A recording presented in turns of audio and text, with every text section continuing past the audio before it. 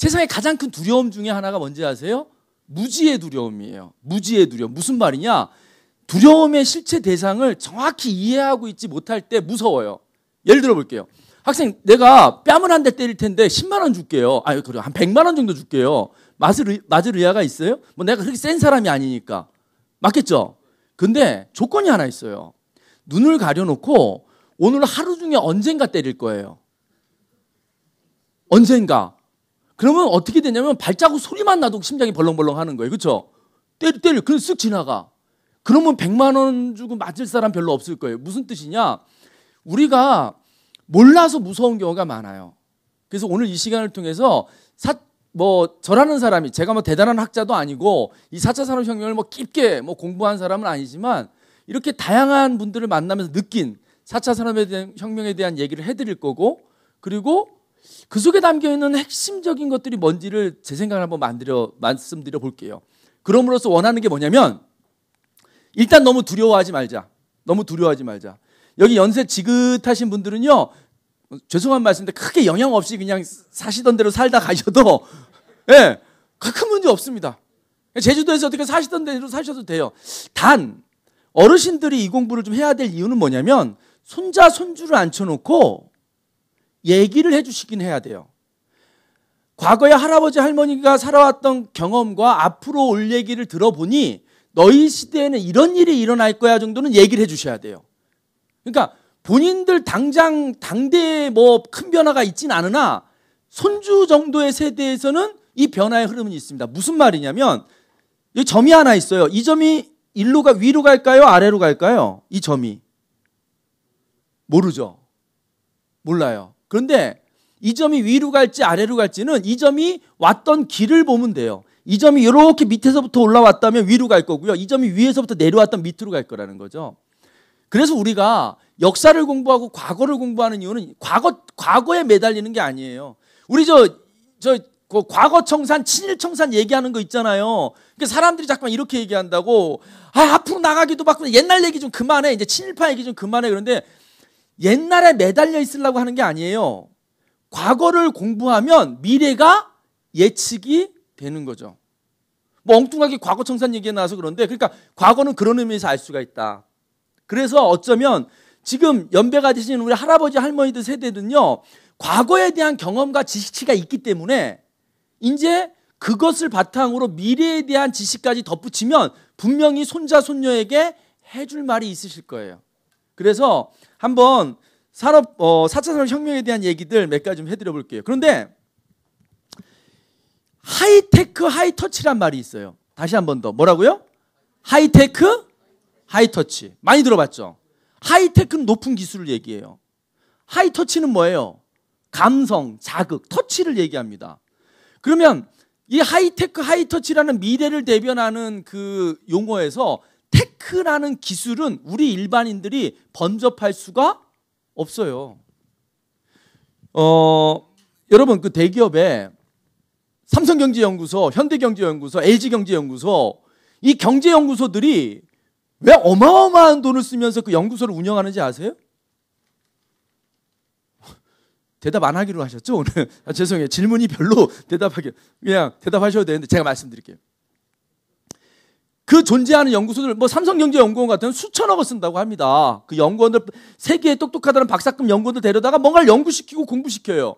목적은 딱 하나예요. 미래를 예측하려고 그래요. 다시 한 번 더. 미래를 예측하려고 그래요. 근데 여러분, 6초 후의 미래는 예측이 가능할까요? 6초 후의 미래는 예측이 불가능해요. 근데 6개월 후의 미래, 6년 후의 미래, 60년 후의 미래는 예측이 가능해요. 우린 그걸 뭐라 그래요? 트렌드라 그래요. 트렌드. 원튼 원하지 않든 올 수밖에 없는 상황. 동의하시죠? 6초는 예측을 못해요. 여러분, 제가요, 만약에 신이 저한테 딱 2달만 6초 후의 미래를 예측할 수 있는 능력을 딱 한 달만, 2달도 아니야, 한 달만 주신다면 저는 한 달 안에 빌 게이츠를 능가하는 부자가 될 수 있어요. 주식 선물 옵션이라는 게 있어요. 그거 하면 돼요. 오를까 맞을까. 그리고 카지노 돌아다니면서 카지노다 6초 후에 저 구슬이 어느 번호에 들어갈지만 알면 저는 전 세계 카지노를 다니면서 다 돈을 긁어모을 수 있을 거예요. 그런 6초의 미래는 근데 예측이 불가능하지만 6개월, 6년, 60년 후의 미래는 예측이 가능하다. 뭘로? 흘러온 흐름을 봐서. 다시 뒤로 돌아가서 삼성경제연구원이나 LG경제연구원이 무슨 일을 하냐면 미래 예측을 해요. 근데 그 미래 예측을 할 때 뭘 갖고 예측을 하는지 아세요? 기술의 변화를 갖고 예측을 해요. 그러니까 미래의 변화에 영향을 미치는 여러 가지 요소들이 있어요. 뭐 거시 트렌드라고 하는데 뭐 인구 트렌드 되게 중요해요. 수명이 늘고 뭐 아픈 기간이 늘고 혼자 사는 사람이 늘고 자녀 안 낳는 사람이 늘고 독신이 뭐 이렇게 느는 거. 그것도 트렌드예요. 근데 그거는 좀 추측이 예측이 가능해요. 갑자기 인구가 확 늘거나 확 줄거나 그러지 않기 때문에 이렇게 움직이거든요. 그런데 갑자기 오는 변화가 있어요. 그게 무슨 뭐예요? 기술의 변화예요. 그러니까 미래를 예측하는 거에 있어서 뭐 여러 가지 요소들이 있으나 나머지는 어느 정도 그나마 예측이 가능한데 예측이 진짜 어려운 게 뭐다? 기술의 변화다. 이건희 회장이 삼성경제연구소를 만들어서 끊임없이 요구했던 건 뭐냐면 기술의 변화예요. 그래서 삼성이 1등하는 분야에 2등, 3등하는 회사가 삼성을 죽이는 건 걱정하지 않아요. 그런 기술은 없어요. 핸드폰 시장에 삼성이 1등이다. 2등, 3등 이렇게 있을 거 아니에요. 그런데 어떤 기술이 나오면 문제가 되냐면 핸드폰이 필요 없는 기술이 나온다면, 핸드폰이 필요 없이도 인간끼리 소통할 수 있는 기술이 나온다면 삼성은 끝나는 거예요. 그걸 뭐라 그러면 파괴적, 오늘 단어 하나 머릿속에 넣고 적어놓으세요. 파괴적 기술이라는 게 있어요. 파괴적 기술. 디스트럭티브 테크놀로지. 대표적으로 파괴적 기술 여러분 아는 게 뭐 있어요? 디지털 카메라. 디지털 카메라가 어떤 걸 파괴했어요? 필름 회사를 다 망하게 했잖아요. 디지털 카메라 개발하는 사람이 내가 기필코 코닥이라는 회사를 망하게 해야지 하면서 연구하지는 않았어요. 그냥 디지털 카메라를 연구한 거예요. 아주 작은 계기예요. 디지털 카메라가 어떻게 되냐면 어떤 과학자가 딸의 질문 하나를 받아요. 이제 과학자가 딸이랑 어디 놀러 갔는데 사진 찍는데 아빠 왜 사진을 찍은 걸 바로 볼 수는 없어? 이렇게 5살짜리 딸이 질문한 거예요. 여러분 지금은 우리 사진 찍은 거 바로 보잖아요. 근데 20년 전만 돌아가 보자니까 여러분 어디 놀러 가면 사진 찍어가지고 막 필름 사고 막 해가지고 찍어갖고 와가지고 동네 그 맡기고 또 사진 나왔냐 또 보고 재미는 있었어. 재미는 있었는데 딸이 무심코 아빠 왜 지금 찍은 사진을 바로 볼 수 없어라는 말에 그 물리학 과학자인 아버지가 연구를 하기 시작한 거예요. 그래서 디지털 카메라가 나왔어요. 코닥을 망하게 하려고 나온 게 아니라. 근데 막상 그 기술이 만들어지고 나니 어떤 일이 벌어져요? 필름 회사가 다 무너진 거죠. 이해됩니까? 그런 걸 파괴적 기술이라 그래요. 그래서 기술을 이해한다는 건 굉장히 미래를 예측하는데 좋은 도구입니다. 근데 문제는 뭐냐면 기술이 어려워요. 쉬워요, 어려워요? 대답 좀 해봐요. 쉬워요, 어려워요? 어려워요. 그래서 머리 좋다는 박사들 모아놓고 기술을 예측하고 변화를 예측하도록 만든 게 경제연구소들인 거죠. 그만큼 기술을 예측하는 거 어렵습니다. 그러니 기술을 예측한다는 건 뭐예요? 돈을 벌고 부자가 되는 여러 가지 방법 중에 하나일 수도 있어요. 되게 중요합니다. 근데 저는 그 복잡한 기술 예측에 대한 얘기를 하고 싶진 않아요. 어려워요. 지금 당장 배우기 어려워요. 그러면 하이테크는 빼자고. 하이테크는 빼고 하이터치 얘기를 할 거예요. 지금부터. 하이터치. 왜? 여러분 기계가 와서 이렇게 쓱 만져주는 게 좋아요? 사람이 그래도 만져주는 게 좋아요? 아무리 비싼 안마 의자가 있지만 태국 안마 이런 데 가가지고 사람이 말이야 직접 이렇게 구석구석 뭐 그 근육과 근육 사이도 이렇게 만져주고 또 아프냐고 물어보고 그런 터치가 좋지 그 뭐 무슨 바디 프렌드인지 뭔 프렌드인지가 막 눌러주는 게 좋겠어요? 터치는 여전히 인간의 영역이라는 거예요. 그런데 좀 4차 산업 마무리하고 좀 들어갑시다. 여러분 제가 기준 하나 잡아줄 테니까요. 그 기준을 머릿속에 넣고 세상을 만나보면 웬만큼 맞아요. 자, 4차 산업혁명의 핵심 키워드 2개를 드릴게요. 그게 뭐냐면 일자리와 분배예요. 자, 2개. 뭐라고? 일자리와 분배. 결론은 일자리와 분배예요. 그러니까 그러니까 과정은 뭐 드론이 어떻고 뭐가 어떻고 뭐 3D 프린터가 어떻고 막 복잡한데 그것들에 대한 이야기의 결론은 뭐냐면 일자리와 분배다. 자, 이렇게 이해하면 4차 산업혁명이 일단 큰 틀에서 이해가 돼요. 어떻게 이해가 되느냐? 첫째, 기술이 발전할수록 뭐가 없어져요? 일자리가 없어져요. 그건 꼭 4차 산업혁명만 그런 게 아니에요. 집을 자세히 보세요. 집을. 세탁기라는 게 하나 들어오면서 여자들 일이 얼마나 많이 줄어들었어요. 그렇죠? 식기세척기, 세탁기, 청소기, 물걸레질 하는 거. 사실 집안에서도 어떻게 보면 이 노동의 영역이 엄청나게 줄어드는 거예요. 아마 지금 세댁들이요, 옛날 우리 어머니 살던 대로요, 뭐 빨래 진짜 손으로 하고 그거 널어서 말리라고 하면 다 가출할걸요, 이혼하고. 그래서 일자리는 필연적으로 줄 수밖에 없어요. 근데 여러분, 제가 어제 보도자료도 나왔지만 일자리는 줄지만 일거리는 늘어날 거라는 거죠. 쉽게 말하면 기계가 나오면, 여러분 산업혁명이 1차 산업혁명, 2차 산업혁명, 3차 산업혁명, 뭐 4차 산업혁명이라고 얘기하는데 산업혁명 때마다 일자리는 계속 줄어들었어요. 사람들이 하는 일을 다 기계가 대신했어요. 그래서 심지어 그걸 막겠다고 막 노동자들이 몰래 공장에 들어가서 기계를 부수고 막 그랬단 말이에요. 그래도 그걸 못 막았어요. 어떻게 막아? 기계가 훨씬 편한데. 기계가 노조를 만들어요. 월급을 올려달래요. 산업재해가 있어요. 기계가 뭐야? 그냥 기름 쳐주고 전기만 꽂아주면 돌아가는 게 기계인데. 대신 그 줄어든 일자리에서 또 다른 욕구들이 생겨요. 그래서 1차적으로 노동하는 어떤 그런 일들은 많이 줄어들었지만 어떤 산업이 많이 늘어났어요? 서비스 산업이 특화됐죠. 이해됩니까? 그러니까 한 사람이 하는 일이 점점 세분화된다는 거예요. 예전에 뭐 마사지사가, 예를 들어 마사지사가 있어서 온몸을 머리부터 발끝까지 이렇게 안마하는 마사지사가 있었다고 한다면 이제 욕구가 세분화되면서 나는 주로 머리 쪽만 마사지하는 마사지사야. 이런 식으로 세분화된다는 거예요. 그래서 서비스의 양상이 세분화되기 때문에 우리가 생각하는 안정적인 직업이라는 개념은 많이, 자리는 없어지겠지만 일거리는 많이 늘어날 것이라고 예측이 가능합니다. 그 늘어나는 일거리에 이제 남은 건 뭐냐면 우리 이제 직장을 얻어야 될 우리 젊은 세대들 아니면 더 어린 세대들이 그 늘어난 일자리에 내가 적응할 수 있는가? 근데 그 늘어난 일자리의 대부분은 어떤 영역이라고요? 테크한 영역이에요? 터치한 영역이에요? 다시 한번, 어느 영역? 테크 터치. 터치라는 거예요. 테크 쪽의 일자리는 별로 생기지 않을 거라는 거예요. 천재 박사 그렇게 많이 안 필요해요. 몇 명만 있으면 되거든. 그러니까 그 일자리에는 우리한테 기회가 별로 없을 거예요. 대신 어떤 영역이 많이 늘 거다? 터치다. 하이 터치한 능력. 두 번째, 분배에 대한 얘기를 좀 해드릴게요. 이 기술이 진화가 되면 어떤 문제가 되면 쏠림 현상이 있어요. 쏠림 현상. 옛날에 말이죠. 옛날에 이 디지털 시대, 모든 게 컴퓨터로 되는 걸 디지털 시대라 하는데요. 아날로그 디지털 시대, 이런 개념 구분은 되시겠죠. 자, 아날로그라는 건 뭐냐면 동네 슈퍼마켓에 있는 거예요. 옛날에요, 우리 막 이렇게 집에 갖다 주고 서비스해, 요즘에 우리 어저께 집에 갔더니 휴지가 두 개 와 있더라고요. 우리 휴지가 좀 떨어졌거든요.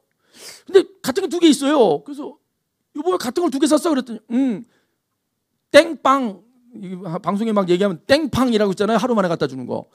그거 주문시키려면 두 개를 시켜야 되는데 그래서 두 개가 왔대. 아, 그렇구나. 휴지도 이제 땡팡으로 갖다 주는구나. 이렇게 되는 거예요. 휴지도 집 앞까지 갖다 주는 거예요. 근데 말이죠. 그건 디지털 시대예요. 그런데 과거에요. 아날로그 시대는 휴지 어디 갔었어요? 동네 슈퍼마켓 가서 샀다고. 그러니까 쏠림이 심하지가 않는 거예요. 그런데 이제 한쪽으로 쏠리는 거죠. 그럼 어떻게 해요? 돈도 한쪽으로 쏠리게 돼 있어요. 국가는 뭘 해야 돼요? 그 쏠린된 돈을 적절하게 세금이든 어떤 형태든 걷어들여서 다시 분배시켜줘야 되는 일을 하는 거죠. 그게 국가가 해야 될 일이에요. 뭐다? 4차 산업혁명의 핵심 화두는 뭐다? 일자리와 분배다. 이렇게 이해하시면 돼요. 지금 문재인 대통령 머릿속엔 이 분배에 대한 고민이 있는 거예요. 분배. 한쪽으로 싹 몰려있던 대한민국의 돈이 충분할까요? 부족할까요, 여러분? 대한민국의 돈은 충분합니다. 단지 한쪽에 몰려있기 때문이에요. 전 세계 식량은 충분합니다. 단지 한쪽에 몰려있기 때문이에요. 이 창조주께서요, 뭐 계신지 안 계신지 잘 모르겠으나 하여간 이 지구에 인간들이 충분히 다 골고루 먹고 살 만한 먹거리를 이 안에 담겨져 있어요. 근데 뭐다? 그게 한쪽으로 몰려있는 거다. 하이테크가 아니라 우리한테 뭐가? 하이터치다. 그 제목, 제가 제목을 이렇게 잡았어요. AI와 맞서는 인간의 자존심 창의력. 사실 재미나죠. 저는 AI 하기 전까지 AI는 뭘로 알고 있었냐면 조류 독감을 우리가 AI라고 불렀거든요. 에? 어느 날부터 AI가 인공지능으로 부르더라고. 참 이것도 웃겨요. 나는 AI 그러면 야 그래 닭고기 먹지 말아야 되겠다 이렇게 생각했는데 인공지능이에요. 근데 여러분 인공지능에 대한 얘기는 30년 전부터도 나왔어요. 이미 나왔어요. 우리나라가요.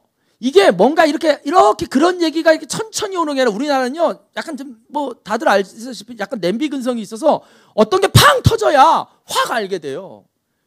이세돌이 바둑 두는 바람에 우리는 전 세계가 인공지능에서 죽어라 연구하고 있고 우리나라 전 세계 그 연구소에서 그 주도적으로 연구하고 있는 과학자들이 다 우리나라 과학자들이 그렇게 많은데도 우리는 관심 한번 안 갖다가 바둑 매판 두는 바람에 우리나라 사람이 알게 된 거예요. 이미 진행되고 있었던 거예요.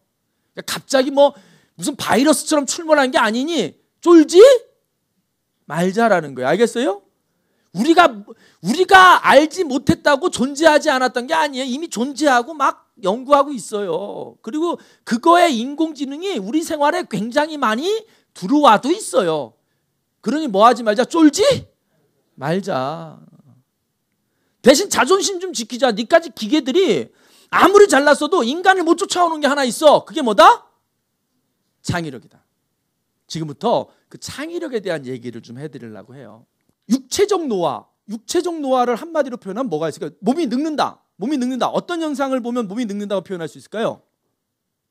눈이 침침하다. 움직이지 못한다. 뭐 어디가 아프다. 뭐 여러 가지가 있겠죠. 근데 그걸 통합할 수 있는 단어가 있습니다. 첫째, 염증이 증가한다. 똑같은 말이에요. 염증이 있는 곳에는 아픈 게 있거든요. 염증이 있는 곳에 통증이 있어요. 그러니까 염증이 는다라는 건 혈액도 나빠지고 아픈 데도 생기고 그래서 염증이 증가한다. 두 번째, 근육이 감소한다. 이 두 가지 말로 노화를 다 대변할 수 있어요. 다 거기에 해당돼요. 걷기 힘들다. 허리가 아프다. 디스크가 튀어나왔다. 허리에 근육이 없어진 거예요. 그러니까 근육량 감소, 염증의 증가가 노화의 증거예요. 그러니 염증을 낮추고 근육을 늘리면 노화를 막을 수 있는 거죠. 자, 그런데 정신적 노화는 어떻게 될까요? 정신적 노화. 생각이 바뀐다. 뭐 고정관념이다. 또 뭐예요? 여러 가지가 있겠지만 저는 호기심 감소. 한 번 더. 호기심 감소. 궁금한 게 없어지면 늙는 거예요. 나이가 80이 돼도 궁금한 게 많으면 정신적으로 노화된 게 아니야. 이렇게 20대인데 궁금한 게 하나도 없어. 그럼 정신이 늙은 거예요. 전 여태까지 비행기를 180번 탔지만 아직도 비행기가 뜨는 게 안 믿겨져. 아직도 궁금해요. 그래서 날개 쪽에 많다. 계속 날개 보려고. 어떻게 뜨지? 저는 아마 관에 들어가서도 이 관 문 닫히는 것도 궁금할 거예요. 무슨 말이냐? 여러분, 궁금한 거, 호기심 같은 것을, 호기심에 대한 감정들을 놓지 말고 살자예요. 근데 제가요, 젊은 친구들, 대학생들 만날 일이 가끔 있거든요. 절망하는 게 뭐냐면 그들의 눈에 궁금증이라는 게 없어요. 호기심이라는 게 없어요. 진짜예요. 여기 앞줄에 이 젊은 친구도 앉았는데 여러분들이 저를 바라보는 호기심 어린 눈빛과 저 뒷줄에 앉은 어르신들의 느낌은 뒷줄에 앉아 계신 어르신들이 저에 대해서 훨씬 더 호기심 있게 쳐다봐요. 저런 아들은 어떤 엄마가 낳는가, 여러분. 결혼을 했는가, 여러 가지 궁금해요. 한 달에 돈을 얼마나 버나. 그렇죠? 내가 다 맞히죠? 호기심 어린. 근데 당신들은요, 더 좋은 말씀 해주세요라고 이렇게 기다리고 있는 거예요. 이제 호기심을 갖고 살아야 되는 거죠. 알겠습니까? 그래서 또 하나 던지고 싶은 말이 있어요. 그게 뭐냐면 질문이에요. 질문. 창의력이 뭐냐면 들어는 봤는데 우리나라 사람들이요, 뭔가는 들어는 봤는데 자세히 알지 못해. 한국 사람이요, 참 어설퍼요.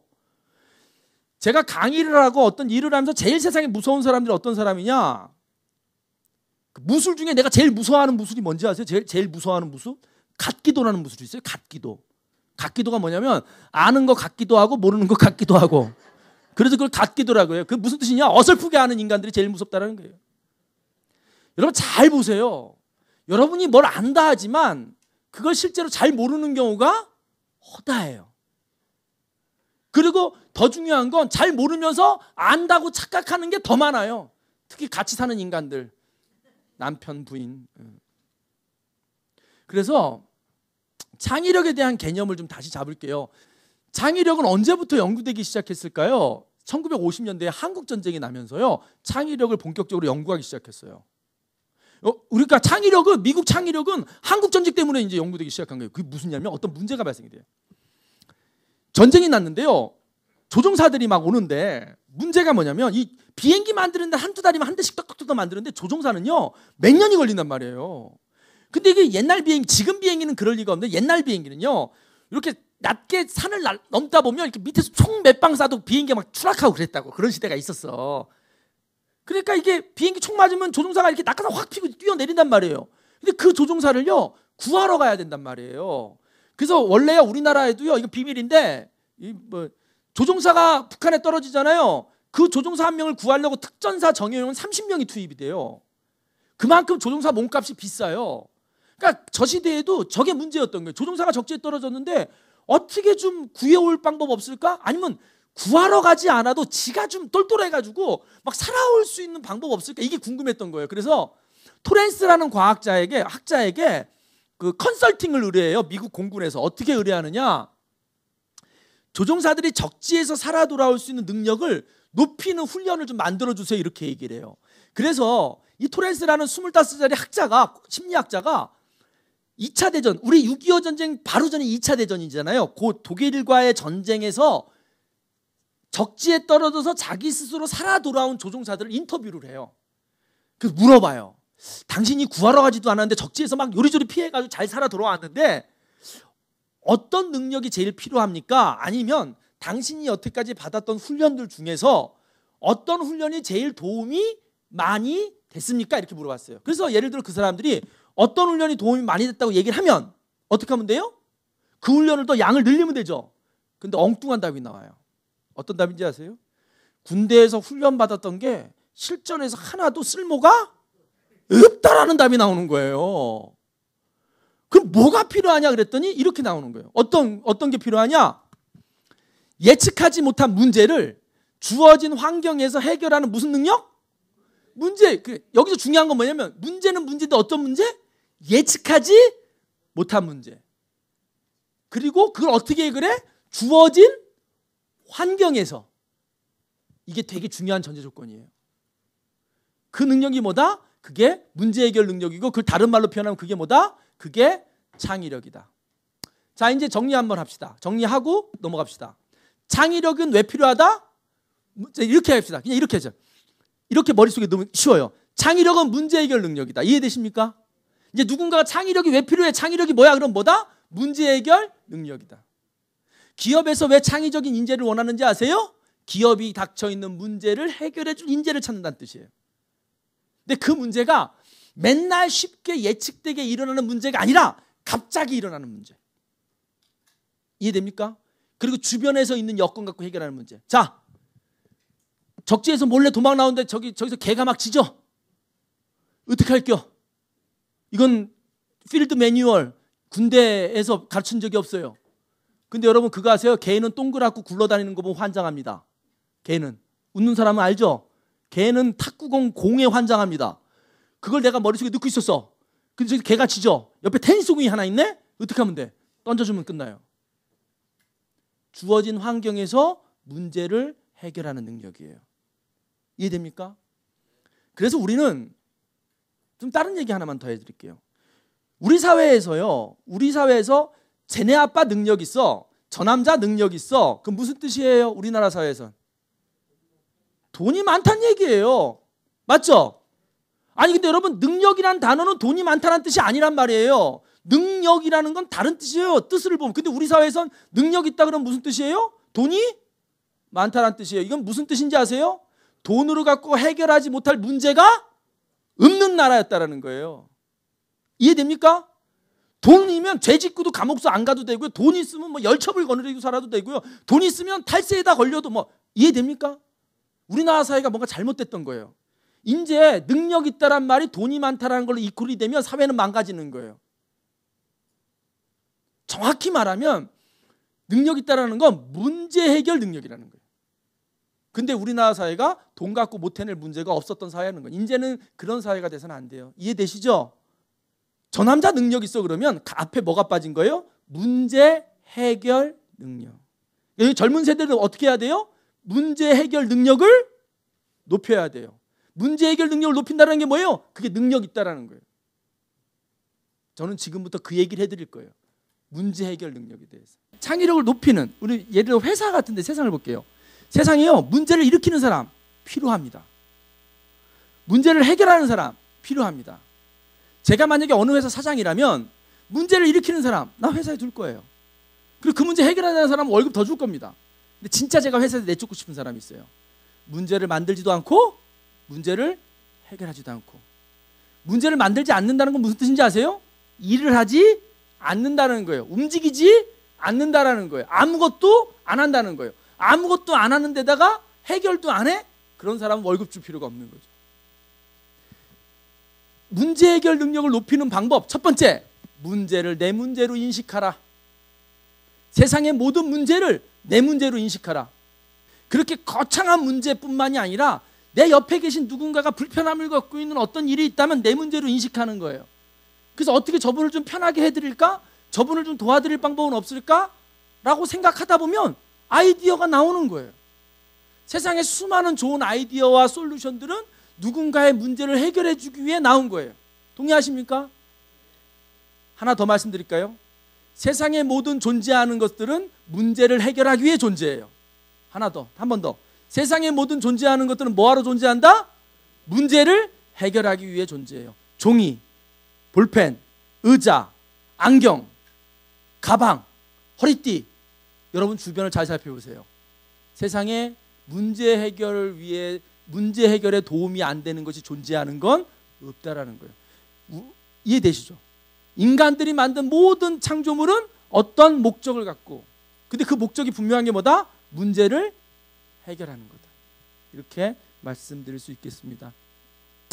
창의성이란 남보다 잘 보는 게 아니에요. 남과 다르게 볼 줄 아는 능력입니다. 여러분, 이 안에서 사람 얼굴이 보이나요? 이 안에서 큰 사람 얼굴이 하나 보여요? 누군가에게는 이게 사람 얼굴로 보일 수 있고요. 누군가에게는 3명의 여자로 보일 수도 있죠.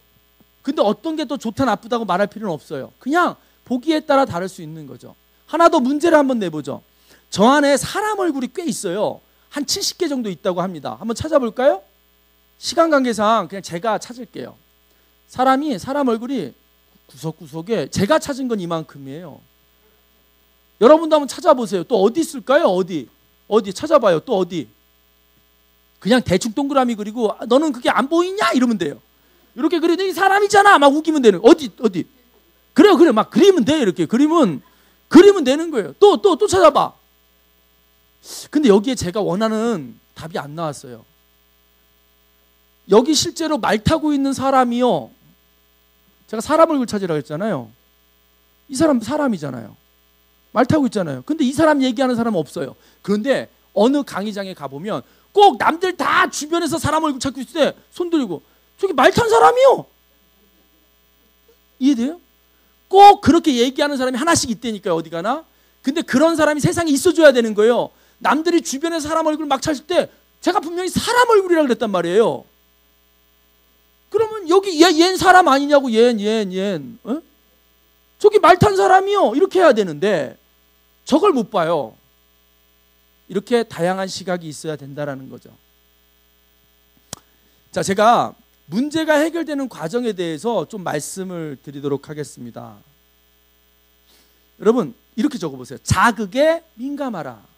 여러분 정신적 노화가 왜 정신적 노화가 호기심 감소냐면 그냥 다 당연한 거예요. 다 그냥 다 비행기야 뜨는 거고 뭐 비행기야 나르는 거고 뭐 자전거야 가는 거고 이러면 궁금할 게 하나도 없는 거예요. 그런데 예를 들어 이런 거죠. 지금 제가 보드마카는 안 쓰는데 제가 이렇게 보드마카 강의 딴 데 이제 기업 같은 데 강의하다 보면 보드마카 뚜껑을 막 입으로 몇 번 열어요. 이렇게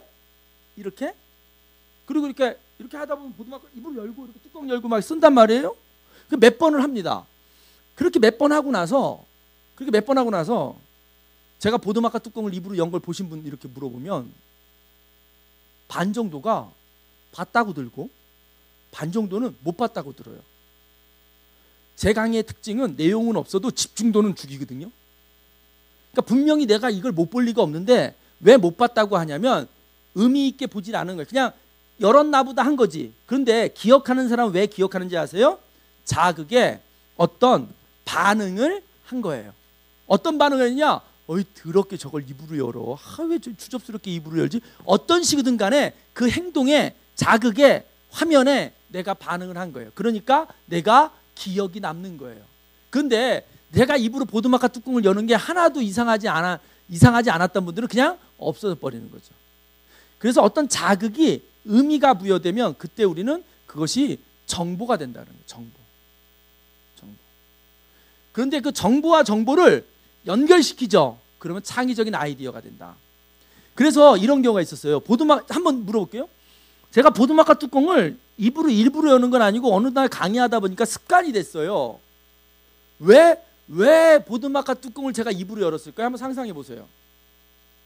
제가 왜 보드마카 뚜껑을 입으로 열었을까요? 손이 부족하니까. 그럴 수도 있어요. 또 집중력, 막 뚜껑을 열면 막 집중력이 생겨요. 또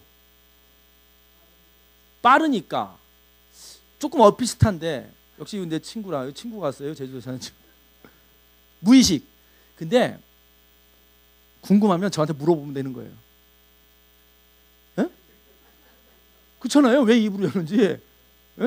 저는 가끔 상상하다 직접 물어봐요. 왜 그렇게 하는지. 이게요. 보드마카 뚜껑에 어떤 문제가 하나 있어요. 이게 약간 제가 손에서 땀이 나는 스타일이거든요. 막 열심히 강의를 하면. 그럼 손에 약간 땀이 나면 뚜껑이 잘 안 빠져져요. 근데 그 뚜껑을 또 헐겁게 하면 수시로 빠지잖아요. 그러니까 보드마카 뚜껑은 아주 안 열리게 할 수도 없고 또 너무 잘 열리게 하면 헐리고 이런 문제가 있어요. 그러니까 손에 땀이 날 때는 미끄러져 버려요. 이해됩니까? 아하. 저의 그 보드마카 뚜껑을 입으로 여는 걸 보면서 어떤 문제가 있었다? 보드마카 뚜껑에 어떤 문제가 발견된 거예요? 손에 좀 땀이 나는 사람한테는 열리기 어려운 문제가 발견됩니다. 그런데 이제 그걸 인식했다고 칠게요. 자, 보드마카 뚜껑을 입으로 여는 걸 자극을 인식을 했어요. 그리고 그것을 보드마카 뚜껑을 저 사람이 입으로 왜 열었냐면 잘 안 열린다라는 정보를 얻었어요. 그리고 그걸 머릿속에 넣고 있었어요. 그러다가 어떤 일이 벌어지느냐. 오늘은 그런 분 없는데 볼펜 한번 줘보세요. 이 버스 같은 데 타면요. 뒤에 앉아가지고 공부만 하면서 막 볼펜만 따ቅ따ቅ따ቅ 하는 사람들 있죠. 이런 사람 있어요. 강의장 가면 이런 사람 있어요. 그러니까 이게 굉장히 신경 쓰인단 말이에요. 이 보드마카 뚜껑이 문제가 있다라고 느꼈던 청년이 머릿속에 저 문제가 있다. 진짜 헐겁게 만들 수도 없고 그래서 너무 딱딱하게 만드니까 잘 안 빠지고 그렇게 머릿속에 문제를 인식하고 있다가 어느 날 우연히 이 볼펜 여는 자극을 만난 거예요. 그래서 잘 안 열리는 보드마카와 문제와 이 볼펜이 누르면 나고 누르고 들어가는 이 기능을 결합시킨 거죠. 그래서 나온 보드마카가 이거예요. 이거. 그래서 더 이상 이게 나온부터 저는 더 이상 추접스럽게 보드마카 뚜껑을 입으로 열지 않아도 되는 거죠. 보면 너무 간단하죠. 볼펜을 응용한 거예요. 세상의 모든 발명품은 막상 발명되고 나면 별거 없어요. 하지만 그걸 최초로 생각한 사람들은 큰 부자가 되고 뭔가를 이루어내죠. 이게 뭐냐면 자극에 민감한 거예요. 그러니까 주변의 문제에 대해서 민감하라는 거죠. 이해되십니까? 그게 저 그림입니다. 그러니 어때야 돼요? 주변을 잘 살펴야 되는 거예요. 자, 세상의 모든 존재하는 것들은 어떤 문제를 해결하기 위해서 존재한다고 합니다. 이거 어디 있는 거죠? 이거 어디 있어요? 어느 화장실? 어느 화장실? 남자 화장실, 여자 화장실? 여자들은 어떻게 알아? 저기 남자 화장실 있는 걸. 세상의 모든 남자 화장실에 저기 다 붙어 있어요. 자, 저거 왜 붙였을까요? 저것도 어떤 문제를 해결하기 위해서예요. 인간을 관찰하고 심리를 이해하면 답이 보여요. 그게 뭐예요? 제가 여기서 드리고 싶은 말씀은 뭐냐면 문제를 해결하는 방법에서 뭐가 중요하냐면 사람의 마음과 행동을 이해하는 게 중요하다는 거예요. 이해됩니까? 우리가 삶에서 겪는 대부분의 문제들은 인간과 관련된 문제들이 많죠. 인간의 심리, 행동. 그러니까 인간의 심리와 행동을 이해하는 게 중요하다. 마인드를. 그런데 그걸 이해하는 데서 첫 번째 출발이 뭐다? 관찰하는 거다. 관찰하는 거다. 알겠죠? 그런 면에서 창의력 강의를 했습니다. 우리가 어떤 창의적인 생각을 하는 데 있어서 딜레마와 패러독스란 말을 조금 요번에 좀 이해했으면 좋겠어요. 우리가 퀄리티가 되니까 좀 설명을 좀 드리고 갈게요. 딜레마와 패러독스란 말은 비슷한 말인 것 같지만 다른 말입니다. 딜레마란 뭐냐면 흑백 논리인 거예요. 이거 선택해라 아니면 이거 선택해라. 이거 선택하려면 이거 버려라. 우리 엄마들이 이제 가끔 아들한테 이래요. 여자 친구 데려오면 그 여자 선택할래 나 선택할래. 이렇게 이걸 딜레마적 질문이라 그러는 거예요. 하나를 선택하면 하나를 버려야 되는 거죠. 흑백 논리인 거죠. 근데 우리 사회가 대부분이 흑백 논리예요. 이게 창의적 생각을 문제, 우리가 인생에서 실수하는 경우가 이런 경우가 많은 거예요. 중간도 있어요. 근데 패러독스라는 건 뭐냐면 영어 뜻에 이런 거예요. contrary to expectation. 무슨 뜻이냐? 내가 기대한 거에 좀 반대되는 상황이다라는 거죠. 무슨 말이냐? 여러분 그림 한번 볼까요? 자, 이 그림이 약간 패러독스적인 그림이에요. 뭘까요? 왜 패러독스일까요? 수영장에서 수영복 입고 있는데 우산 쓰고 있어요. 비 온다고. 처음에 언뜻 보기엔 이미 몸이 다 젖었는데 거기다 우산 쓰고 있으면 뭐예요? 젖은 몸인데. 약간은 내 생각하고는 약간 다르죠. 근데 우리는 내 생각과 다르면 어떻게 돼요? 저런 틀린 놈 이렇게 얘기하거나 또라이 이렇게 얘기해요. 그런데 내 생각하고 좀 다르지만 그럴 법한 이유가 있겠지라고 생각해 봐야 되는 거예요. 자, 지금부터 한번 생각해 봐요. 저 여자가 왜 우산 쓰고 있을까요? 그래, 맞아요. 역시 어머니. 비록 젖어 있어도 햇빛이 싫은 거예요. 응. 타고 싶진 않은 거예요. 그리고 비가 오니까 물방울이 튕기면 아파요, 여러분. 수영장에서요. 물방울 튕기면 되게 아픕니다. 그냥 우산 쓰고 있으면 튕기지 않으니까 안 아픈 거고 다양한 이유가 있을 수 있어요. 그러니까 처음 볼 때는 이상하지만 이유가 있을 수 있는 거예요. 이게 패러독스적인 사고예요. 특히 여기 젊은 분들 잘 들으세요. 패러독스적인 사고를 갖고 있어야 새로운 생각을 떠올릴 수 있어요. 우리가 창의적인 아이디어를 가로막는 몇 가지 사례가 있는데 중요한 몇 가지만 오늘 하고 오늘 여러분과 강의를 좀 마치고자 합니다. 창의적 생각을 가로막는 10가지 마음의 감옥이 있어요. 첫 번째, 요걸 먼저 설명을 드릴게요.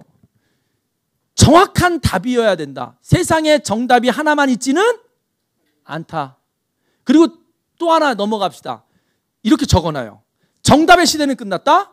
해답의 시대다.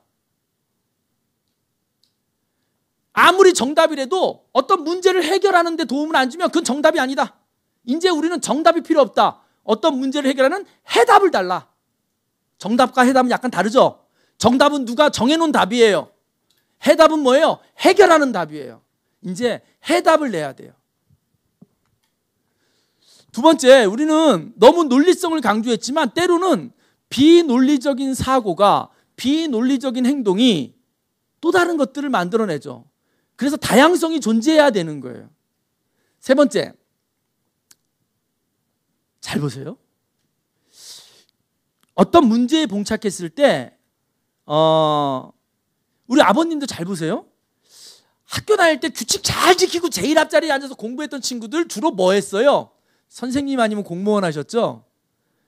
그러면 아버님 세대에서 조금 막 침도 좀 뱉고 막 담배도 좀 피고 막 그냥 거시기 했던 사람들은 주로 뭐 해서 사업했죠? 나중에 나이 먹어 돌아보니 가끔 이제 저도 이제 한 50대 가까이 되니까요, 아버님. 전 다닐 때 학교 다닐 때 공부를 잘한 편이긴 해요. 근데 제일 언짢을 때가 언젠지 아세요? 초등학교 동창 모임 나갔는데 저놈 사람 될까 싶은 애들 있잖아요. 학교 다닐 때 맨날 코찔찔 흘리고 맨날 저 터지고 선생님한테 공부 못한다고 욕먹고 학교 늦게 오고 그런 친구들이 꼭 오면 밥값은 다 내요. 걔네가 사업하셔가지고.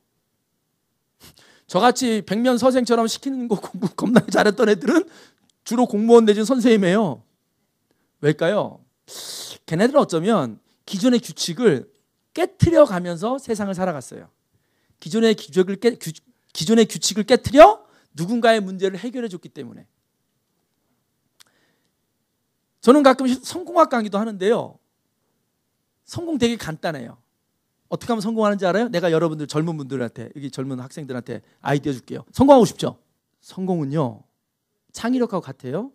성공은 누군가의 문제를 해결해 주면 성공해요. 한 번 더. 성공이란 누군가의 문제를 해결해 주면 성공해요. 맛있는 식당이 왜 성공했어요? 맛있는 걸 먹고 배고픈 사람들의 문제를 해결해 줬어요. 빌 게이츠 왜 부자가 됐어요?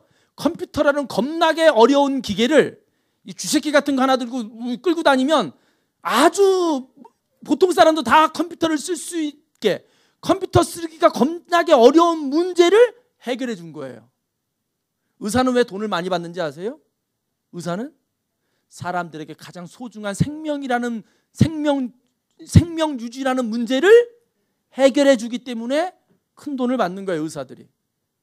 다시 말해서 성공의 크기는요, 내가 해결한 문제의 어려움과 크기에 따라 달라지더라. 누구나 아무나 해결할 수 있는 쉬운 문제를 해결하고 있으면 그거에 대한 보상이 작은 거예요. 근데 남들에게 너무 귀중하고 너무 어려운 문제를 내가 해결해 줄 줄 알면 나는 크게 성공하는 거죠. 이해됩니까? 이제 이해돼요? 누군가의 문제를 해결해 주는 사람이 돼야 돼요. 그러려면 창의적이 돼야 되고 세상의 문제를 내 거로 인식해서 자꾸만 연구해 봐야 되는 거죠. 자, 실용적이 되라 그러는데 실용적이지 않은 경우에도 많은 것들이 발견되고요. 그 다음에 놀이. 여러분, 놀이는 하찮은 게 아니에요. 뭔가를 재미있게 몰입해서 놀다 보면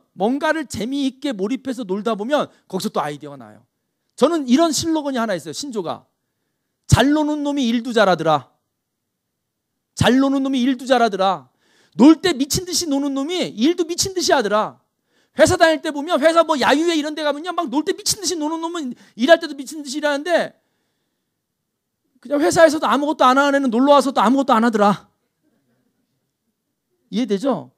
놀이에 많은 것들이 숨어 있어요. 근데 제가 이 4차 산업혁명 시대에 놀이를 왜 강조하는지 아십니까? 기계가, 여러분, 앞으로 바뀌는 세상에서요, 우리는 어떻게 살아야 되냐면 기계가 죽었다 깨나도 흉내내지 못하는 일을 할 줄 있어야 돼요. 무거운 물건을 드는 건 우리가 아무리 근육을 많이 늘려도 기계를 못 쫓아가요. 지게차를 못 쫓아간다고. 기계가 죽었다 깨나도 못하는 게 뭔지 아세요? 노는 거예요. 맞잖아요. 기계는 어떤 기계가 발견돼도 그놈은 못 놀걸요? 앞으로요, 잘 노는 것 자체가 큰 성공을 이루는 계기가 될 겁니다. 놀이가 산업이 돼요. 그래서 놀이가 하찮은 게 아닌 거죠. 그런데 제일 나쁜 게 뭔지 아세요? 어설프게 노는 거예요. 놀면 제대로 미친 듯이 끝까지 놀아야 되는 거예요. 알겠죠? 이제 강의를 좀 마무리 짓도록 하겠습니다. 여러분, 인생에 성공한 사람들, 여러 분야에서 어떤 한 분야의 일가를 이루고 무언가 이루어낸 사람들의 공통점 중에 하나는 뭐냐면 통찰력이 있다라는 거예요. 통찰이라는 말을 참 저는 좋아하는데요. 그 통찰에 대한 아주 좋은 문구가 하나 있어서 오늘 나누고 오늘 이 강의를 좀 마무리 지으려고 합니다. 통찰은 관찰에서 시작되고 관찰은 사랑에서 시작된다는 말이 있어요. 그러니까 어떤 분야의 깊은 이해, 통찰이라는 건 어떤 대상이나 어떤 것에 대한 깊은 이해를 통찰이라 그러거든요. 근데 그 과정에서 관찰. 근데 관찰은 왜 시작돼? 사랑. 그래서 어떤 분야의 통찰력을 가지려고 한다면 우리는 어떻게 해야 된다? 어떤 대상을 먼저 사랑해야 된다는 거예요. 그 일이, 그 얻게 된 통찰을 갖고 우리는 세상에서 많은 문제를 해결하고 누군가를 도울 수 있을 거라는 거죠. 다시 말해서 제가 드리고 싶은 핵심 메시지는 뭐냐면 4차 산업혁명 시대에 우리가 기계에게 지지 않고 살아남으려면 뭔가 대상을 끊임없이 사랑하는 마음이 있어야 된다는 거예요. 적어도 기계가 뭘 사랑하지는 않을 거 아니에요. 기계가 사랑하는 마음을 갖지 못해요. 하지만 인간은 누군가를 불쌍히 여기고 사랑하는 마음을 가질 수 있어요. 이제 창의적인 문제 해결이 문제 해결 능력이 뛰어난 사람이 되기 위해서, 그리고 그 문제를 해결하는 데서 번쩍번쩍거리는 통찰력을 갖기 위해서는 뭐다? 어떤 대상이나 상황들을 깊이 사랑하자. 결론은 마음속에 깊은 사랑을 갖고 사는 여러분이 되셨으면 좋겠고요. 그 마음이 또 모여 제주도가 전 세계, 지금도 가장 아름답고 살기 좋은 곳이지만 전 세계에서 가장 아름답고 살기 좋은 고장이 됐으면 좋겠고요. 이렇게 불러주셔서 감사합니다. 행복했습니다. 마치겠습니다.